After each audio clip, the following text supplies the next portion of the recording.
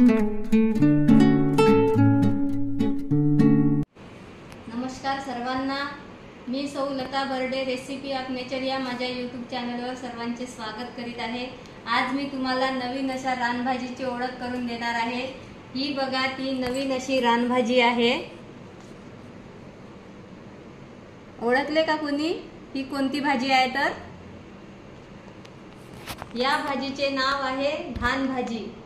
ही भाजी शक्यतो धान पिकाच्या क्षेत्रामध्ये आढळते व धान भाजीचे पाने आणि झाड हे धान पिकाच्या झाडासारखे व पानासारखे दिसते, म्हणून या भाजीला धान भाजी हे नाव पडले असावे।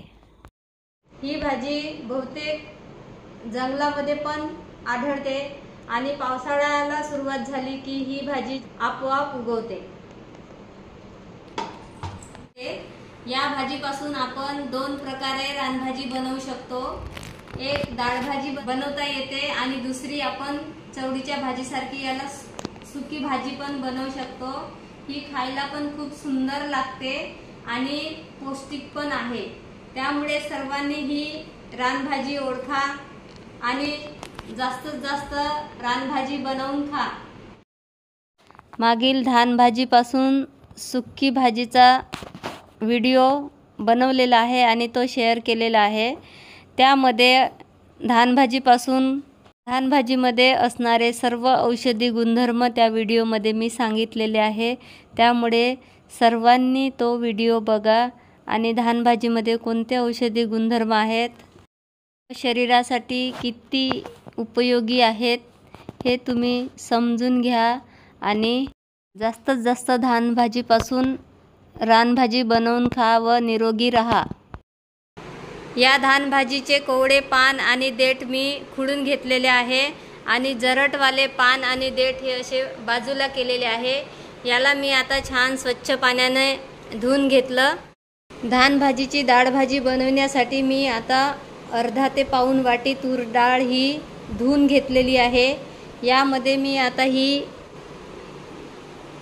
धान भाजी खुडून घेतली, तर ही धान भाजी मी आता धुवून या डाळीमध्ये घालणार आहे व त्याला 3 शिट्ट्या येऊ देणार आहे।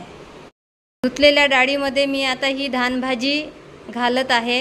यासोबत मी एक छोटा टमाटर चिरून घालणार आहे आणि याला पाणी घालून 3 शिट्ट्या काढून घेणार आहे। यामध्ये मी हे बघा अर्ध्या चमच्यापेक्षा थोडी कमी हळद घालत आहे आणि 1 चमचा लाल तिखट घालत आहे।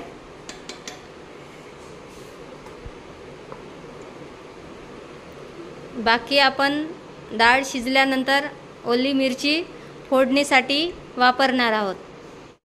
यामध्ये मी आता 2 ग्लास पाणी घालून आता हे मी गॅसवर ठेवणार आहे। शिट्ट्या झाल्यानंतर आता मी कुकर हे बघा थंड करून घेतलं। यामध्ये ही डाळ बघा धान भाजीच्या भाजीसोबत खूप छान शिजलेली आहे। यामध्ये आधीच लाल तिखट 1 चम्मच घातलेला आहे आणि थोडी हळद घातलेली आहे आणि त्यासोबतच टमाटर बघा चिरून घातलेला आहे आणि हे छोटं टमाटर आहे। याला आता फोडणी देण्यासाठी मी हे 1.5 पळी तेल गंजामध्ये गरम केलेलं आहे आणि त्याकरिता एवढं लसूण बारीक करून घेतलेलं आहे आणि एवढी ओली मिरची चिरून घेतलेली आहे आणि हा छोटा कांदा पण चिरून घेतलेला आहे। आता मी यामध्ये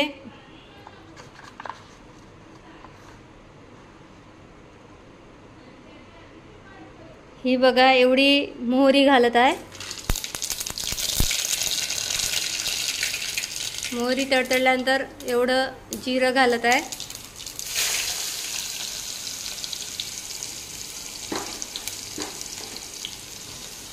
मोहरी जिरे छान तडतडल्यानंतर यामध्ये मी आता कांदा घातलेला आहे।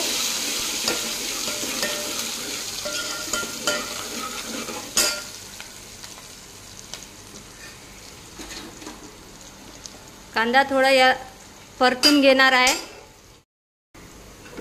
कांदा छान लालसर परतला। आता यामध्ये मी थोडं लसूण घालत आहे।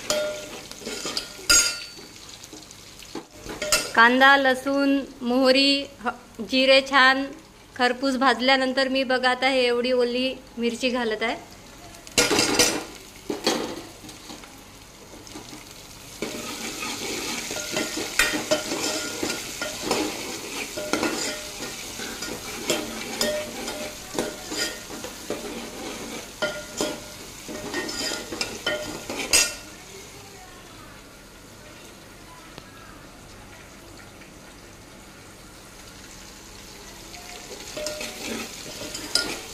आज मी थोडी आता वाढवून घेतलेली आहे। आता मिरची छान परतली आहे। यामध्ये मी आता हे कुकरमध्ये शिजवलेली डाळ घालणार आहे। कांदा मिरची छान परतल्यानंतर हे बघा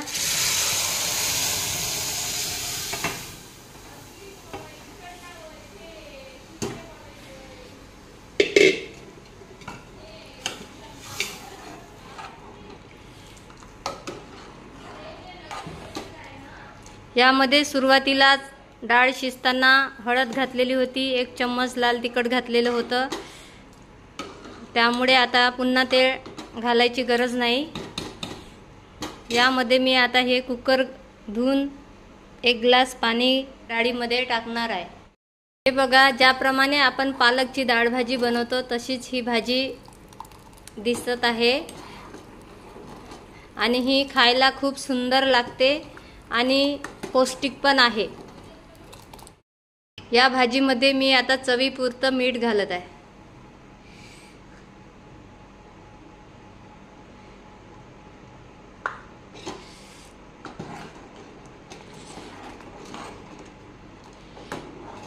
याला मी 5 मिनिट शिजवून घेणार आहे आणि त्यानंतर कोथिंबीर घालून याला बंद करणार आहे।